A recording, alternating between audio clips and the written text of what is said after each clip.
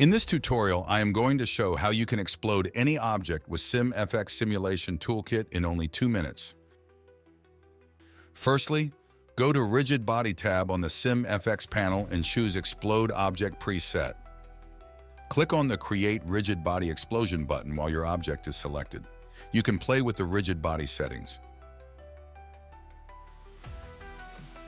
Once you reach the desired look, press Create Explosion from Rigid Body button. The add-in will set up everything automatically.